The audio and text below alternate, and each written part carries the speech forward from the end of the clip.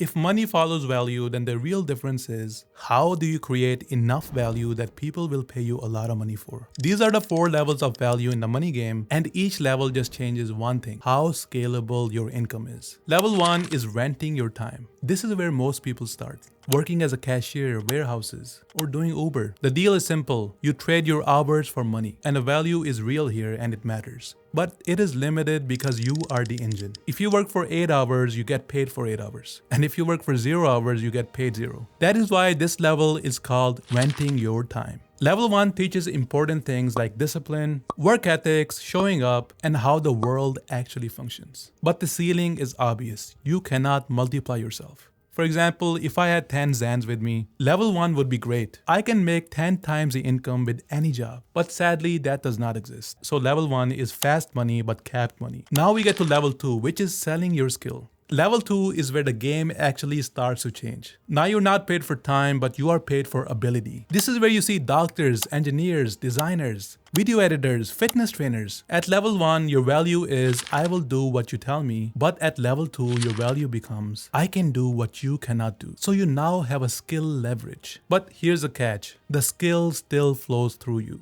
So while income is higher, you are still tied to your time and energy. So level 2 is higher money but still limited by you. Then we get to level 3, which is owning a value machine. This is the level where wealth actually starts becoming possible. Now you're not just selling time or skill, that could be a part of it, but you are building something that delivers value. A value machine can be like a business with employees, a digital product, a YouTube channel, a brand, or even a physical or an online store. So here's the shift. At level 1, you do the work. At level 2, you do the work better. And at level 3, the system does the work with you. And this is where scale actually starts happening. Because if you deliver value to one customer, you get paid from that one customer. And if you deliver to 100 customers, you get paid from those 100 customers. And I know you're thinking you have to pay your employees, you got bills, electric bills, but that does not matter right now. What matters is that 100 people are paying you for something. So level 3 is about packaging value, multiplying value, and distributing value.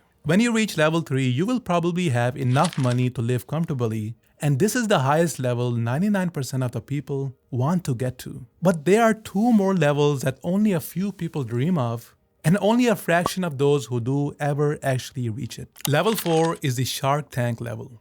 This is where things stop being comfortable and start becoming ambitious. This is the world of startups, venture-backed companies, service as a software companies, consumer brands, and so on. At level 4, you are no longer just running a business, you are trying to win a market. But there is a psychology aspect to level 4. Number 1, you have to have high tolerance for risk. Number 2, you have to be comfortable with uncertainty.